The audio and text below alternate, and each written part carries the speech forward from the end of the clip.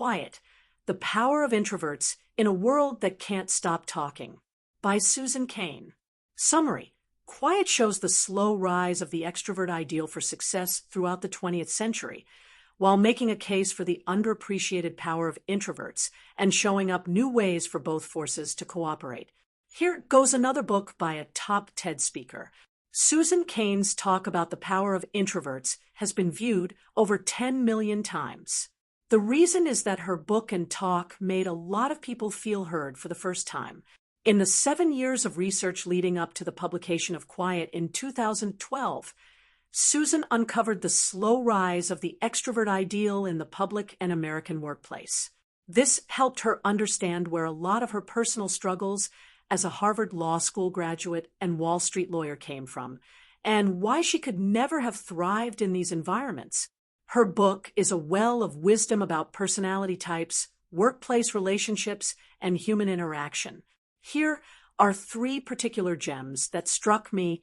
Whether you like small talk or not is part of your personality type, Western cultures portray extroversion as the ideal of success.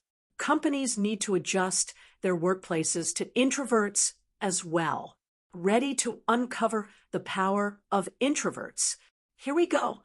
Lesson 1. Whether you're an introvert or extrovert determines if you like small talk. Huge light bulb moment for me right there. Do you love when Sally gives you the flimsy details of her latest trip to Cancun over a quick cup of coffee? Or would you rather talk about Stoic philosophy for 2 hours? The former speaks more to an extrovert, the latter more to an introvert, of course. But why is that? It's because of the way we process information differently. Introverts are what's called highly sensitive, meaning they take in the information given to them, for example, via stimuli from their environment, a lot more thoroughly than their extrovert peers. For example, an introvert can stand in front of a single big picture in a museum for 10 minutes, continuously observing and looking for new details to be found, a horror fantasy for an extrovert. In a similar manner, introverts don't like small talk. They are engaged by profound conversations about life, values, morals, and ethics because it allows their highly sensitive information processing to thrive. People often ask me how I can sit there and talk about a single business idea with my roommate for 2 hours. If you're one of those people, there's your answer. Note, if you don't already know it, check out the Myers-Briggs personality test to find out your own type. It's free and very insightful. I'm an INFJ, and that's going to make me successful. Lesson 2. In Western cultures, extroverts are often presented as the ideal of success. Competence and confidence are 2 different things.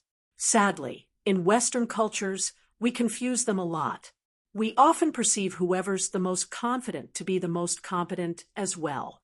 That couldn't be further from the truth, since just being a charming speaker and captivating figure does not make one a good leader. Being more sociable often leads people to think you're also more interesting and willing to cooperate. But if you're an introvert, sitting quietly in your corner, just listening and taking everything in, nobody will come and talk to you. More often than not, people will think you're a weirdo. In our culture, extroversion is often seen as a prerequisite for success, which gives extroverts an unfair advantage. Even the best schools like Harvard try to groom their graduates into extroverts by forcing them through group work, seminars, presentations, and even going out with fellow students at night as part of their program.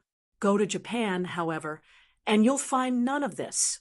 Students study quietly, take vigorous notes, and speaking without being asked is considered downright rude. Different countries, different cultures, but in the Western world, the extrovert ideal prevails. Lesson 3. Companies should adapt their workplaces to let introverts make their best contribution. Due to the extrovert success ideal, most companies are tailored to extroverts. Think about it. Open offices, meetings, group brainstorming sessions, presentations of PowerPoint slides, workshops, and of course, lunch at the canteen. For introverts, this means they feel constantly interrupted, overloaded with information, and stressed, which makes it hard for them to thrive in such an environment. But when you think about it, not all great things were achieved by extroverts or even groups of people. Wikipedia, for example, is a huge collaboration, but mostly of people who each sit at their computer alone at home. Einstein thought of the theory of relativity all on his own, and Harry Potter was written in solitude too. So if you have a great introverted thinker on your team, don't force them into a box they don't fit into. Give them the option to work alone and let them flourish. As long as you keep an open mind, they'll always come to you once they're ready. Companies should consider this and have more options for introverts to spend time alone versus participating in group activities and meetings when they feel they have something to share.